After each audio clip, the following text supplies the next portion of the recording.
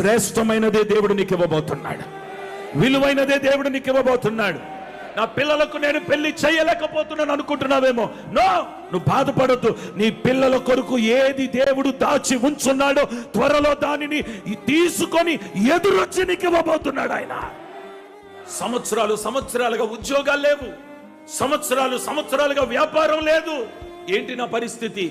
No, ఇక ఆలోచన తీసే నీ మనసులోండి. నీకు వ్యాపారం లేకపోయినా, నీకు ఉద్యోగం లేకపోయినా, ఏమంటే చిల్లి గవ్వ నీ జోబులో లేకపోయినా, 3 పూటలు ఆహారం ఇచ్చి ఆరోగ్యాన్ని ఇచ్చి నిన్ను పోషిస్తున్నాడే, అది సరిపోదా?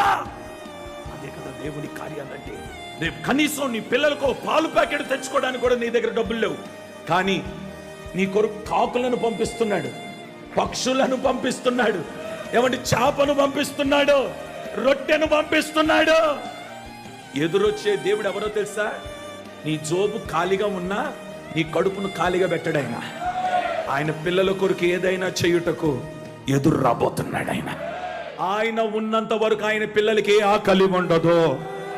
ఆకలితో ఉంచాడు, కరువుతో ఉంచాడు, కొదువుతో ఉంచాడు, ఇబ్బందులతో ఉంచాడు.